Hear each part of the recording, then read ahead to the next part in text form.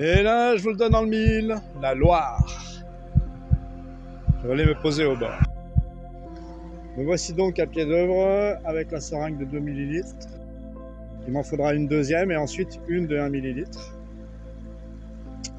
Et donc, je remercie cette eau fréquencée très puissante qui réharmonise tout en accord avec le vivant, qui remet tout en cohérence avec le vivant, d'informer toutes les eaux qu'elle rencontre et qu'elle rencontrera de toute son intelligence et ses capacités de remise en cohérence avec le vivant.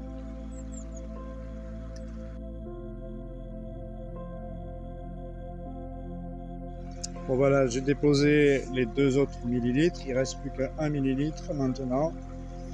Je remercie cette eau très intelligente, eau fréquencée. Je te rends grâce d'informer toutes les eaux que tu rencontres et que tu rencontreras de la remise en cohérence avec le vivant, de tous les êtres vivants.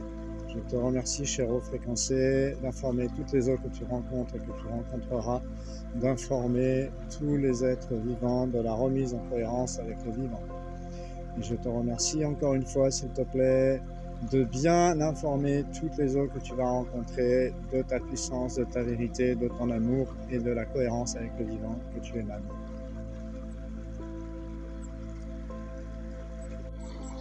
Alors voilà, j'ai laissé un petit temps pour que vous puissiez ressentir ce que ça fait dans l'eau.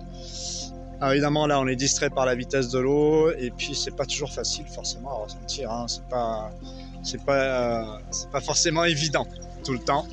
Mais ouais, c'est une belle opération et évidemment c'est à toutes les pleines lunes qu'on fait ça parce qu'il faut répéter les cycles pour que l'eau qui part ici et qui est informée jusque dans tous les affluents et à la source de la Loire jusqu'à l'océan, c'est à peu près les capacités qui sont données à cette eau de vivre dans cet être vivant là et de l'informer donc et de se déverser dans l'océan en ayant déjà changer et en étant structuré.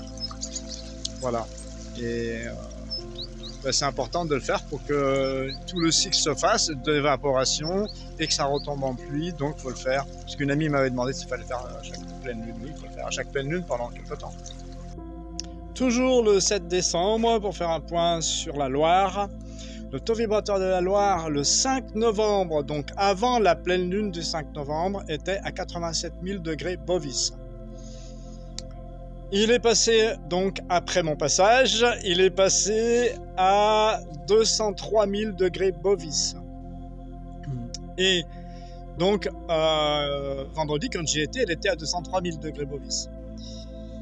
Et elle est maintenant à 321 000 degrés Bovis. Voilà.